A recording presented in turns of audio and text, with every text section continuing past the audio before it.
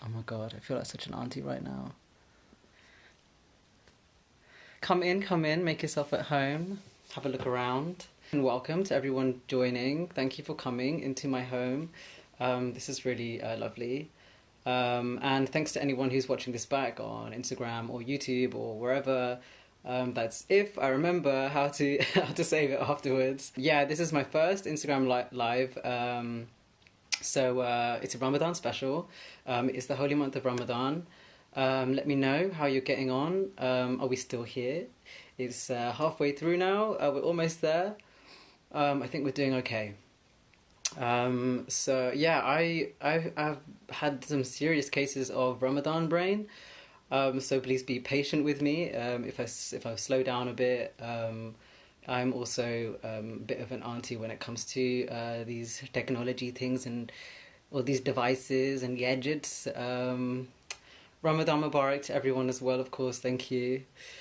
Yeah, so I'm going to be trying to check the comments as I go through. So please join in the conversation. So one of the reasons why I am doing this Instagram live is I get a lot of questions about being transgender, being Muslim, being queer, being a person of colour, being Pakistani. And when I speak at events and run workshops around these kinds of themes, I get questions and have conversations with people afterwards. And I'm not doing that anymore because of well, maybe you also know, because of the pandemic, I've had some work gigs cancelled, unfortunately, and other things have gone online. I just wanted to give the chance for those kinds of conversations to take place. It's not always the same doing kind of virtual public speaking things. So this is just a little bit more intimate. So yeah, it's just a chance for anyone to have that conversation with me about Islam or family or religion or culture or transness, queerness, identity, whatever. This kind of hour we have together is really just shaped by you, and it has been, and I'm really, really thankful for all the questions that have been sent in. I'm really excited about these conversations we're going to have. Yeah, Ramadan, well, I mean, Ramadan for everyone, it's very different to last year, right? Um, it is. I think, yeah, I've had to really rethink my whole intentions, my focus. There's It's been good because there's not been any like distractions, and there's not been, I'm not navigating public spaces, so like there's a real relief in not having to navigate those awkward Muslim questions I get, or just, you know, general like chauvinists in public or manspreaders in the tube. So like I'm actually not angry. I'm not even swearing that much, but it's which is something I try and stop doing. But it's probably because I just haven't been talking to anyone. So it's there's just different challenges, you know, and different reliefs, I suppose. So yeah, I mean, has anyone else kind of found that as well? There's some kind of positives about having a Ramadan that's a little bit more distant or isolated. Yeah, right. Yeah, not even more to that question. I haven't asked it. I haven't heard it once. I'm so happy. Faz is saying, for me personally, I think I'm more focused on it because of the current climate. Yeah. I can really relate to that. Somebody else saying it's very introspective. Totally right. And I think even for me, like my fast, I'm moving beyond food and water. Like my eating and drinking is such a small part of my Ramadan now that like I can also take those introspective moments. Thank you so much for your comments so far. I think I'll just get kind of started on the questions I got in advance. So the first question I got was, what does your ceiling look like? White? Next question. The next question I got was, what are some things you believe in? Doesn't have to be spiritual. That is a really cool question. Thank you for that. Yeah, I actually don't even take the moment to think about what I believe outside of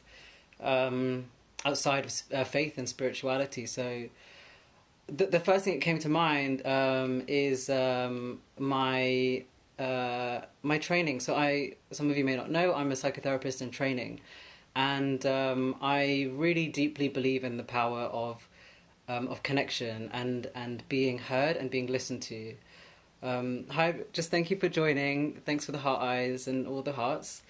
So and part of the training to be a psychotherapist, part of why I'm doing it is because it's all about seeing what can happen when you build a space for someone to be heard and to be listened to, and change happens. Like it feels so simple, but there's something so powerful there, and I would say that's something I very strongly believe in. Something else I believe in is it's really hard not to sound really cheesy, but like just the power that people have. Like I really believe that everybody has a power, has power within them, and the power to also make space for someone else. I believe everyone has that, and we can choose what to do with that. I think that, I believe I have a power within myself that won't change no matter what oppression I go through, what experiences I have. I'll always have my power, and I believe that we all have some kind of power that won't change. So I really believe in the power of us and solidarity. Those two things are really strongly linked for me. Hi, yes. Hello, Uncle. Yes, we love you. Thank you, G. I am on Instagram Live. It's my first time. Everybody is doing first class. Thank you so much for your support. I am going to tell many people about this very good experience. Let's go on to another question. So this other question is, this question is big. In 40 years, what will people be nostalgic for? So I actually would love to hear what you think about that. In 40 years, what do you think people will be nostalgic for? So we're thinking in the year 2060, right?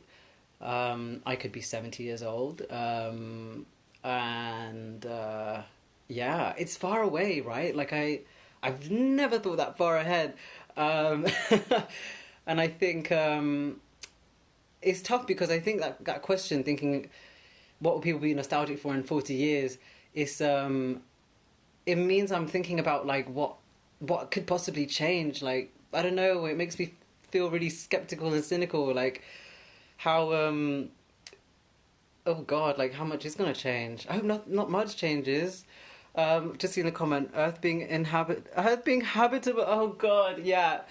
In 40 years, people will be nostalgic for Earth just being a place where we can live. Oh no, yeah, this is why I was like, this question is tough. Somebody said that we once survived a pandemic and it brought us all together for once. That's really nice. Thank you. That's so nice. Nostalgia for time and the silence we currently have, human connection. Yeah, beautiful. Someone said TV channels. Yeah, probably, for real. Like, I'm already nostalgic for my regular like TV service, right? From channels 1 to 4, we're just streaming now. Another comment, I think personally I'd be nostalgic for a pen and paper and hard copy books. I love writing my poetry on paper. Oh my god, you know, one of the things that came to my mind about this question too was paper books. I think actually the things I'm nostalgic for, I might be nostalgic for in 40 years are the things that I'm nostalgic for, like even like right now, and that is just like paper books. Like I was so sad when one of the things that made me sad was my library closing, because I love getting books and just reading them, and I've switched to like ebooks now, but it's just not the same. Someone else has said strawberries. Oh my gosh. What's going to happen to strawberries? Do you know something? Thank you so much for that. I'm going to move on to the next question. So there's a couple of questions I got about the actual kind of like practice in Ramadan, during Ramadan. So his first question about that was, what is the proper way to view sex during the holy month? Should there be no intimate contact during fasting, for example, kissing and holding hands?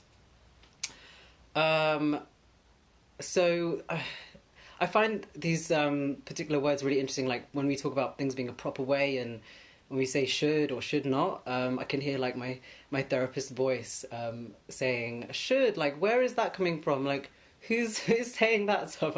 And it's annoying, but like she's right. She's got a point. Like, where do these shoulds and should nots come from? In particular, like who do they come from? Like, who's telling us what to do and what not to do during Ramadan? Not that there's like, that's said with like no kind of bad angle at all. Just like to think about where the messages come from. Is it from the Holy Book? Is it from ourselves? Is it from community? Is it from family? Is it from judgmental relatives? Is it from friends, Muslims, non-Muslims? Like, just where are these things coming from? Where are these requests and rules coming from? I think that what it tells me about what that will mean to me, I guess. So yeah, there's that kind of thing I just wanted to say to start with. Also, it's really different for everyone, which maybe is kind of like an obvious thing to say, but especially our relationships to intimacy is all going to be different. Like we have different relationships to sex. Asexual people have a different relationship to sex. For me, for example, I'm not asexual, so this question is probably going to mean more to me than somebody else. So just to repeat the question, what is the proper way to view sex during the holy month? So when I've been in a relationship during Ramadan, I've been really clear and communicated about what this month is going to look like for me and for us, like affection and stuff. It's tough because I think we as people we're going to have different relationships to intimacy within that month anyway.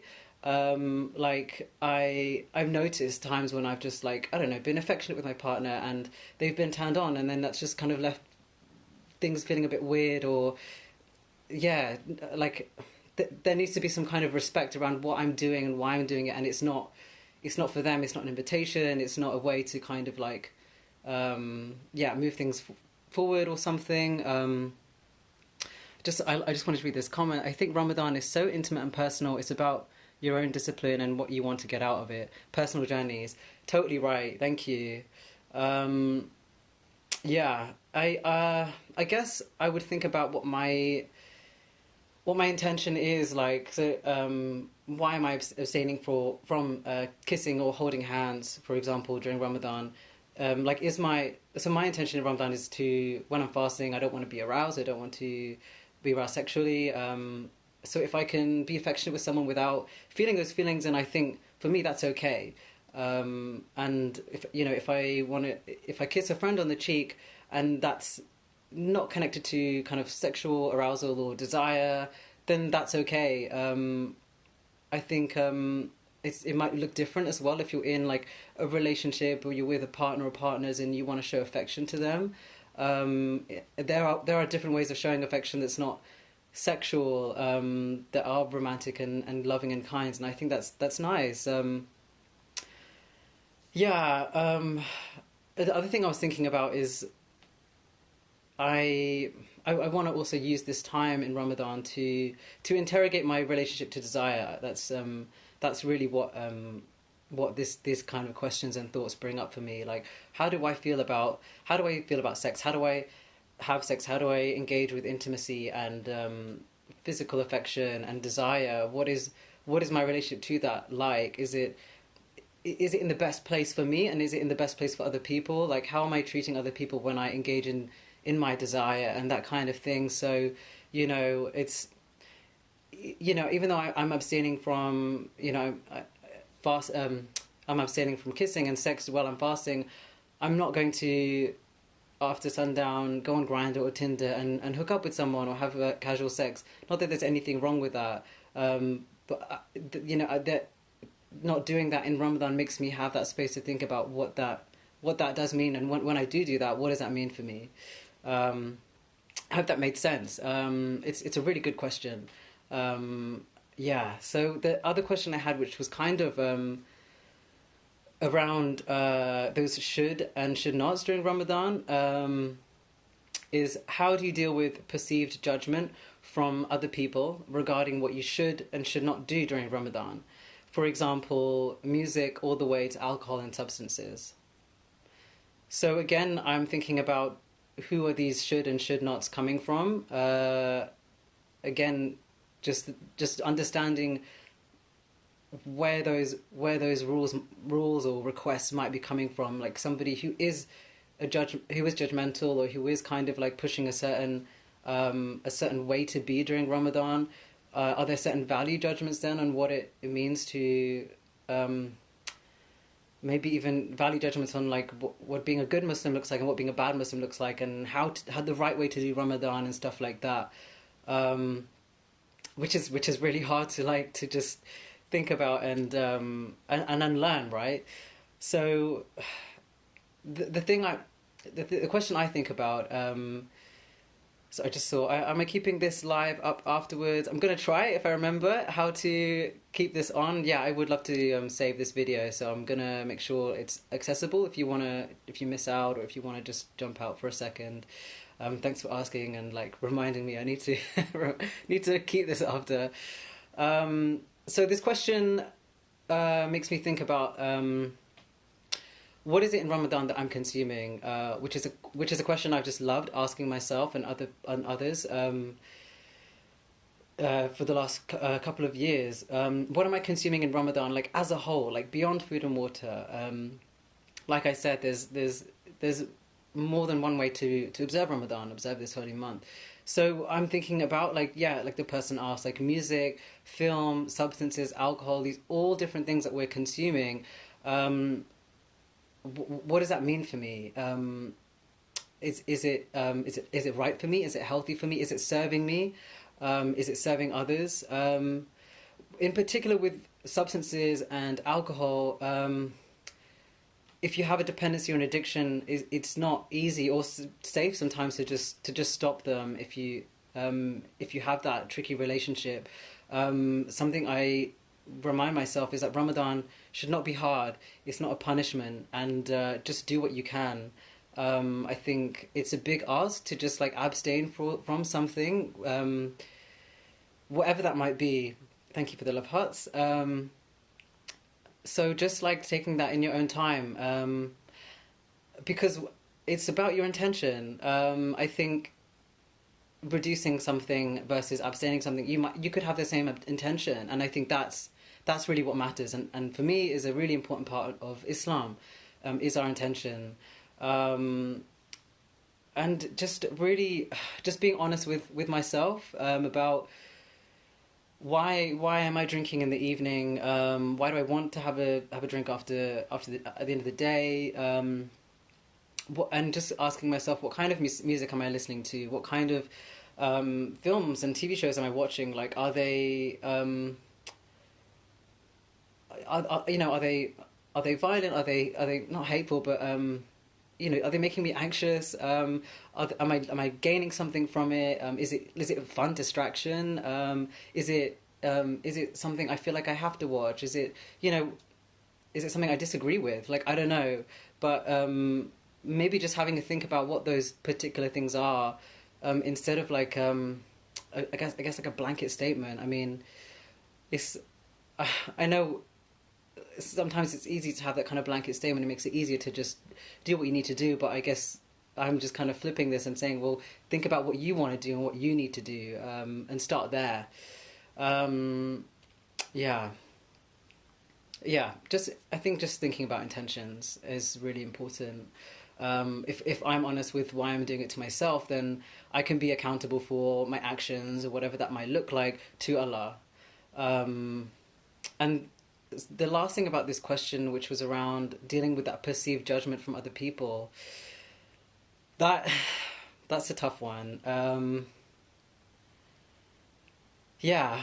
just pick up this comment. someone said, it pushes you to be way more mindful than usual, and I appreciate it so much for that. How to transfer this mindful to the rest of this time, the time keeping up is a struggle for me. Oh yeah, for real. Like, yeah, I really I'm glad you said that. Um, I definitely also feel like I'm a much more mindful person in this month, and trying to remember and realize how I can keep that going.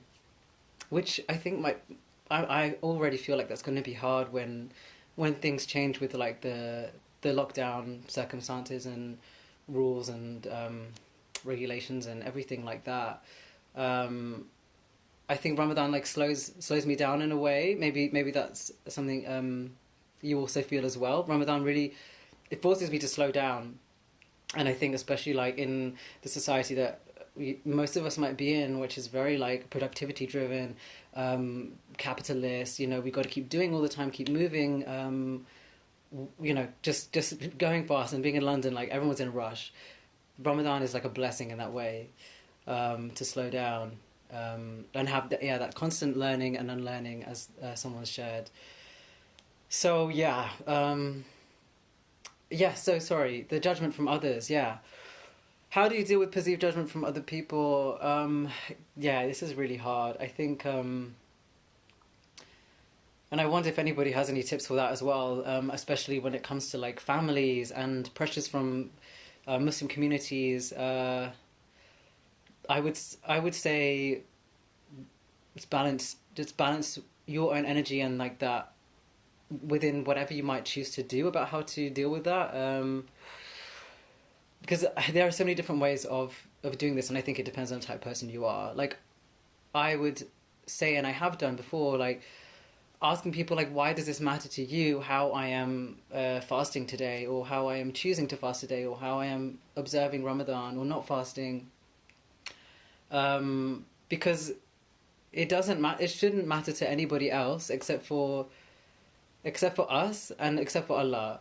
All my fast, all my actions in Ramadan, and I mean beyond, are between me and Allah. And really, it shouldn't that word.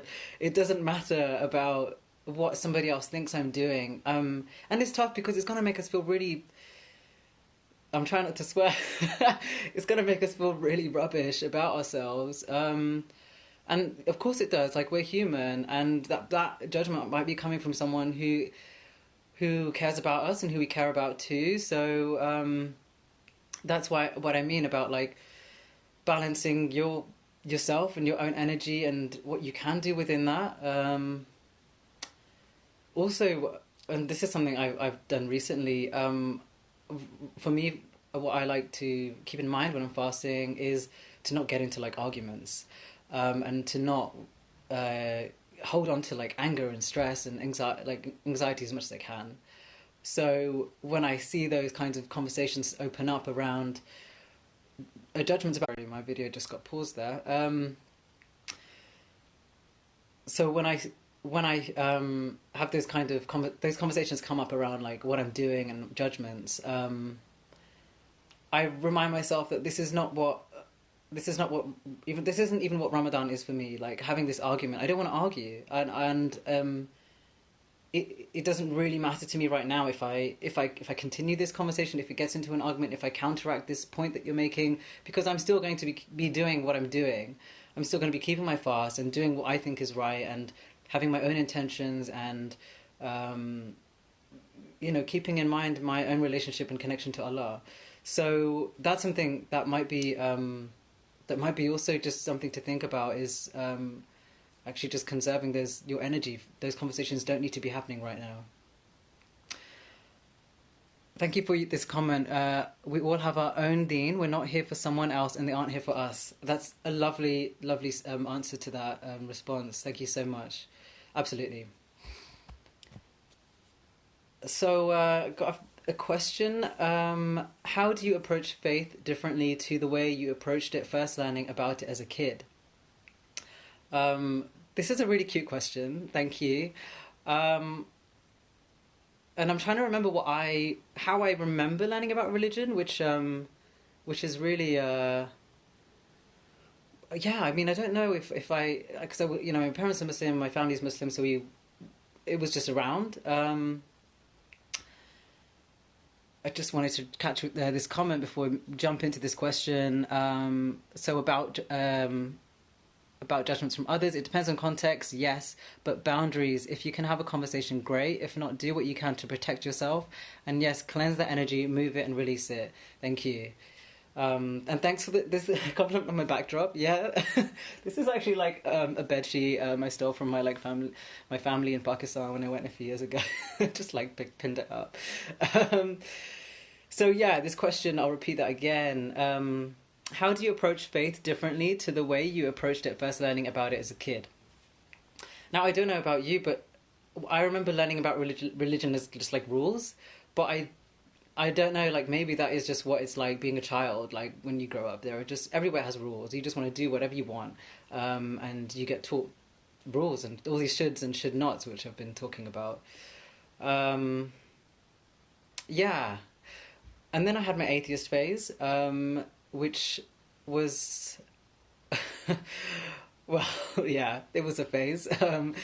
But what that actually taught me was to think about myself, because I realized I was just surrounded by other. I'm trying not to say this word judgment, but this is I was living in Brighton, and I was just in this little pool of like white atheist vegan queers who would just had so much privilege to just not think about things like their culture or the color of their skin or their faith or what those. There was just no space to even think about those myself or ourselves. It was just it was just I was just kind of joining in with that my mainstream at the time.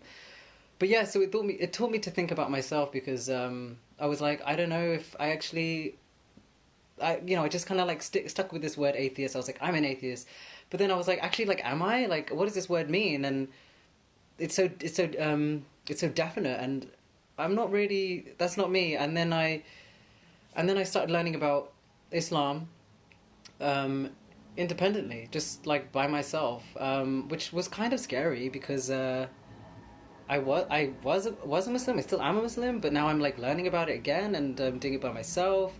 I call it I reclaimed Islam because I was starting to learn about it and read about Islam from people who from different sources that weren't around me when I was a kid. So I was looking for any articles, any readings, or anything Islamic text that's just written by women, written by LGBTQ people, written by people from different branches of Islam, minorities within Islam as well, and that is how I'm approaching it now, and that's really helped me to feel like okay and comfortable and proud to call myself a Muslim again. Yeah, thank you. Just reading the comments, reclaiming Islam, what a wonderful way to put it, and I'm really happy to see that resonates with you. Thank you. Yeah, yeah. The next question I have is, how could teachers create a safer environment in a school setting? And maybe you could also help me out with this question as well. So I think it referring to making a safer setting for LGBTQ people, for Muslims to come and talk about their experiences.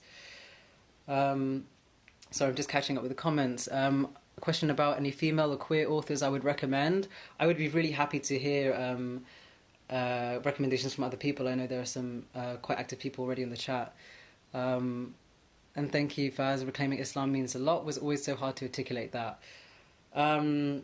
And actually, recommendations would really help this question about how teachers could create a safer environment in a school setting.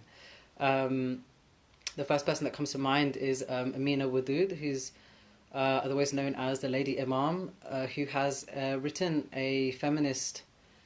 lots about viewing the Quran through a feminist lens. I think, yeah, just that's a really great place to start. When I first started reclaiming Islam, I was on websites like muslimgirl.com, which is a platform that, for Muslim women, centered mostly. And yeah, it was just reading about like modern, like younger people like me, navigating Islam and calling themselves Muslim in today's age. Like kind of baby steps, and in a way that's easy to digest, and then I can kind of investigate that, in my own time. I know Inclusive Mosque Initiative has some really great resources on their website, on a range of different issues. Galdem, yes, have good material on people's testimonials. London Queer Muslims have good resources and do online zikr. Yes, amazing, thank you. So when it comes to being in a school setting or in any kind of educational setting, I think it's important for teachers to really understand their power. So whatever they are doing, whatever they look like, whatever they talk about, whatever they are showing, they are a model for something, whether that is really explicit, or to something really subtle.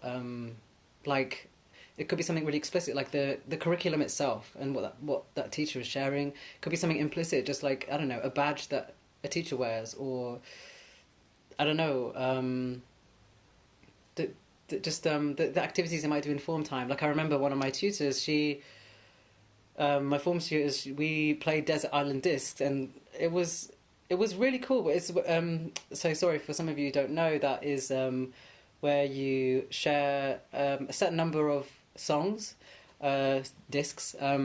If you were trapped on an island, what would be your 5 desert island discs? What would those pieces of music be, and what do they mean to you? So, and it was a really cool way to just like get to know the teacher as well. She really liked Westlife, but and she was actually the teacher who I really opened up to. I was like, what, 11 or 12? And I still remember she liked Westlife and all these things. Like, it wasn't that she really, like, it doesn't feel like she did very much. Or what she did was something so small, which was just, like, give me that space to explore myself. Like, it was just, she called me back after class and was like, are you okay? And I wasn't.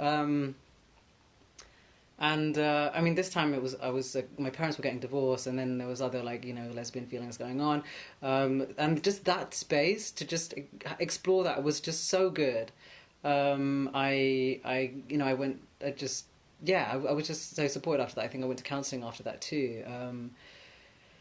I can't emphasize enough that importance of just creating space for exploration, not even a space to be like, are you this or are you that, or like my cousins is this too and maybe you can do this. Like, it was nothing like that. There was no what about this and signposting. It was just all about me, and I think that's really important because it doesn't matter what our own identities are. Like, I know for some teachers they're uncomfortable about talking about certain issues, but it's this creating space for exploration is not about you as a teacher. Is you can still hold back your own judgments.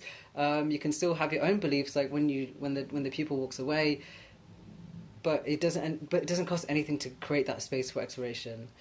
I just want to have a look at these recommendations that have been popping up. Galdem, yes, I would love to know what motivated you to keep studying on my own. To keep studying, just wanna. Do you mean like studying Islam, or just what do you mean exactly about that question? Because my motivations are a good ask. Got some more recommendations from Fatima Marmesi. Beyond the Veil, a slow read but has some great facts. Thank you. So just a last note about teachers and creating a safer curriculum. I think a safe environment is to just broadening your curriculum beyond history months as well. There are so many LGBT lesson plans and Black History lesson plans and packs you can download. There's just so many ways you can open up space for different ways of thinking.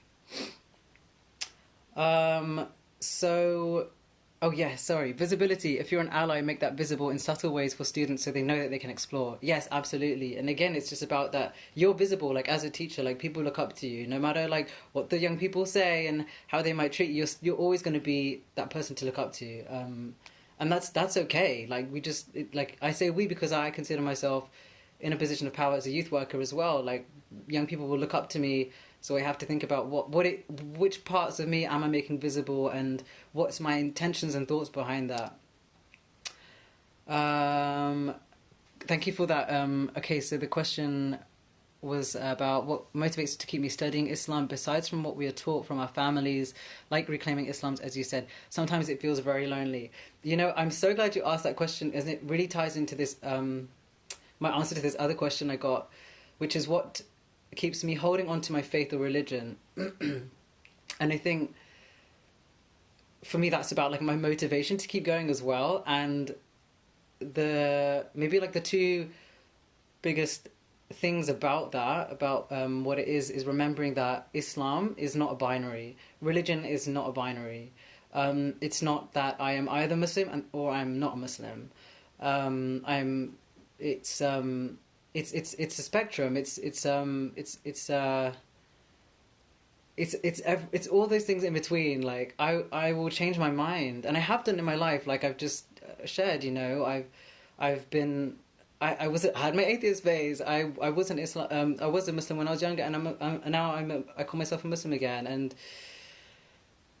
Islam will be more important to me some days, and that's okay. And other days, I'm gonna have doubts, and I won't have that faith, and I won't know what to do, and that's also okay.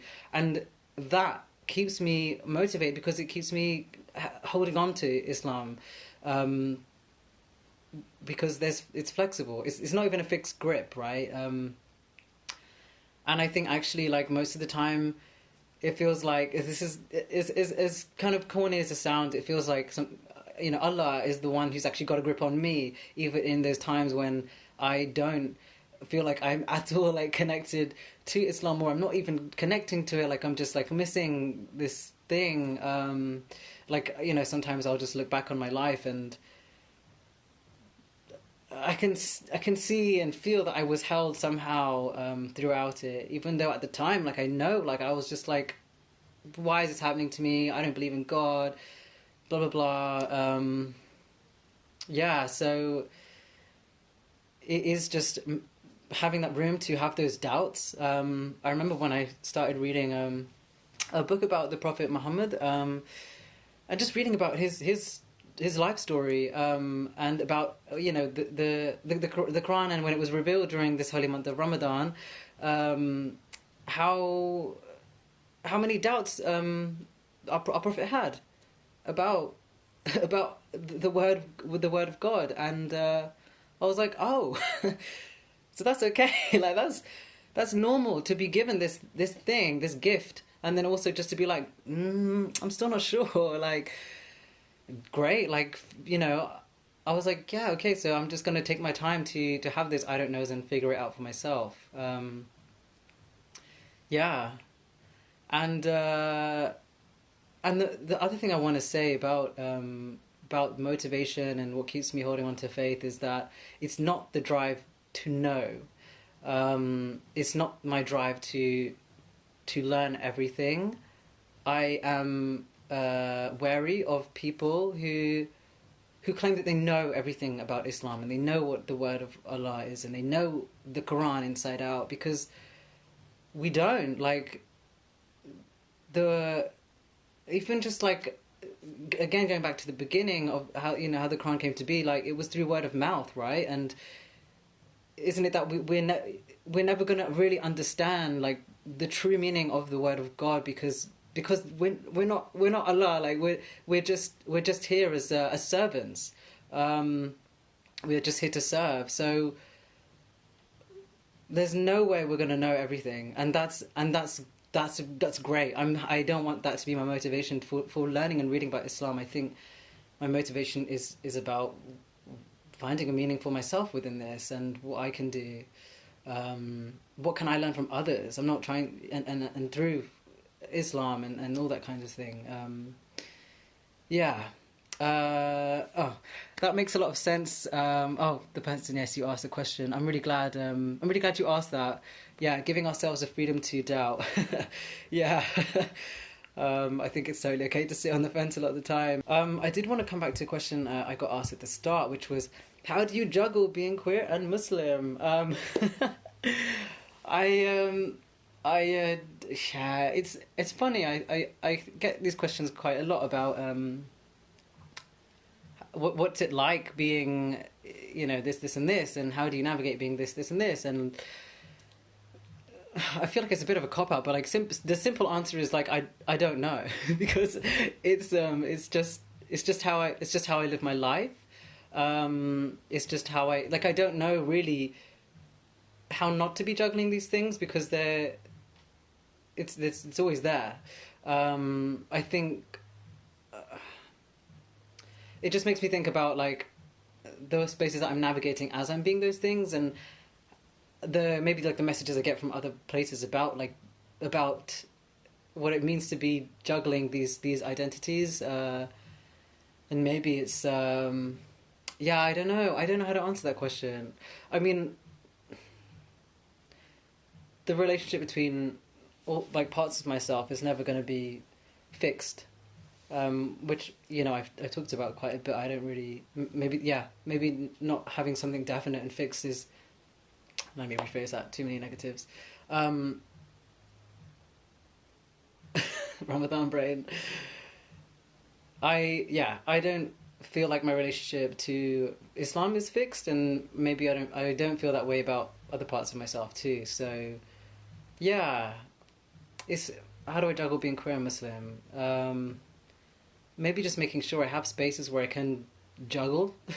Actually, yeah, like with that, whether that's like with friends, like one-on-one conversations, whether that's like my own like platform that I've built for myself, whether that's in a community group, in a community space for queer Muslims. Yeah. So yeah, I think that's all I can really say on that one. I'm just going to go back to this question I had from someone watching. It was about body mods, like piercings and tattoos. So, okay, cool. So, question was how I reconcile body modifications with being Muslim, and just referencing about in Iran they're straight up illegal. So, well, personally, throughout my life, all the piercings and tattoos I've had whilst I've been like identifying as different things. So, like in different relationships to Islam. So, like I have an Islamic tattoo on my arm. This is a really awkward way to show it. I can't show you because it kind of wraps around. It's the sword of Zulfikar, and I got this done when I was like, I don't know, like 20, early 20s, and I was going through my atheist phase. And Zulfikar is the name of my dad.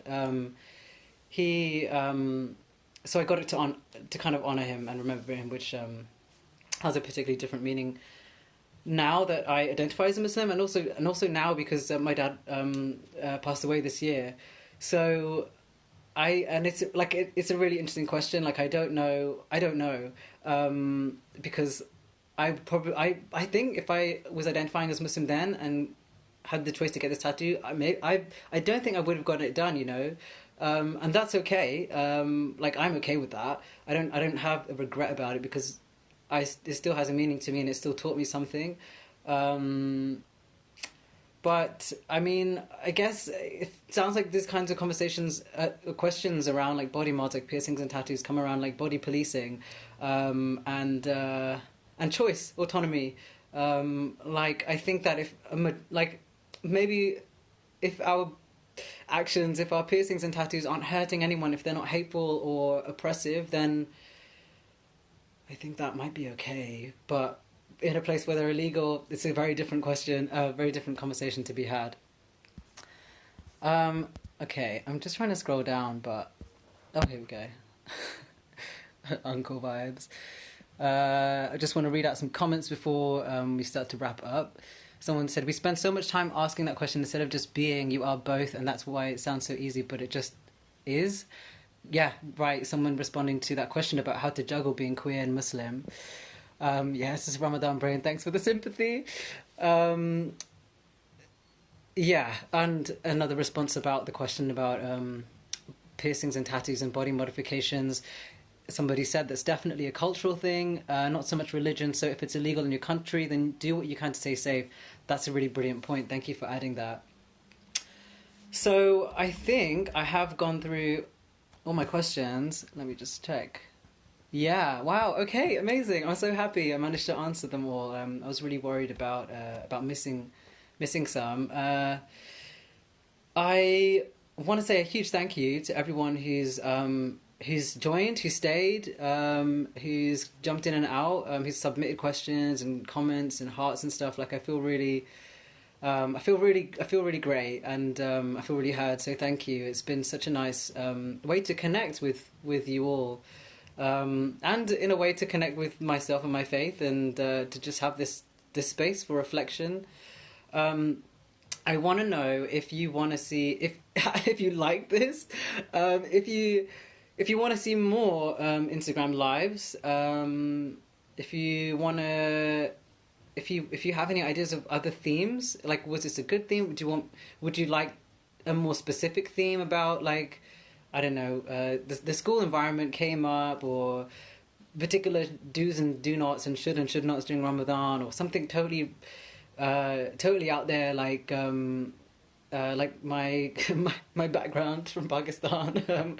I don't know. Throw out some themes if you would like to see more. I can see like already like some really enthusiastic comments. Thank you so much. Oh gosh, I promise I will get better at this. Great. Yes. More lives, please. Okay. I would be happy to do that.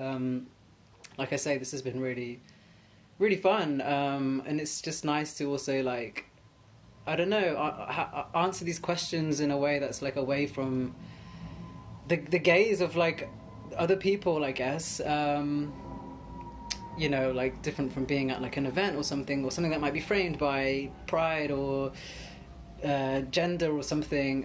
Something that's kind of very like just about my voice. So thank you for letting me have my voice.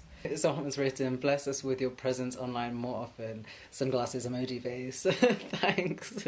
You know, I did try to do like YouTube, like video blogging when I was baby tran, when I first came out, because all the trans men were doing the video blogging on YouTube. I was so awkward. Like, oh my god, it was just like, it was bad. I think I just like there wasn't. Some kind of accent came out, and so I was like, okay, never mind, I'm sticking to writing. And that is what I did. That is what I did. Someone's written, "I appreciate Insta Lives because I'm up north and all the events are always in London and I don't get a chance to hear people share their experiences. It's super lonely, lol." I know. And I empathise with you, and I'm also sorry for how London-centric everything is. It's something that we try and do with our youth work. I know I didn't talk much about my youth work, I just mentioned it, but we try and do a lot of events, particularly for LGBT youth of colour outside of London, with our Colours Youth Network, which is also on Instagram if you want to go check them out. If you're a young person, LGBT person of colour, check us out. I'm just going to take a breath.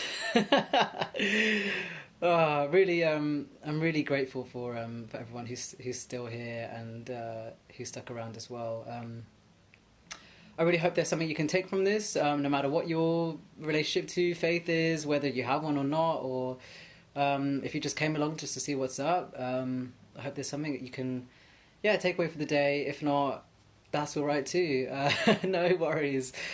And I guess I just want to wish everyone a really safe and comfortable and gentle, generous rest of Ramadan, or rest of the month, or rest of your weekend. You feel so shy. Send me recommendations, send me anything I missed out. Any feedback would be so welcome. I'm also here to learn, right? Okay, with that, I'm going to wish you all a lovely day wherever you are. Again, thanks for tuning in.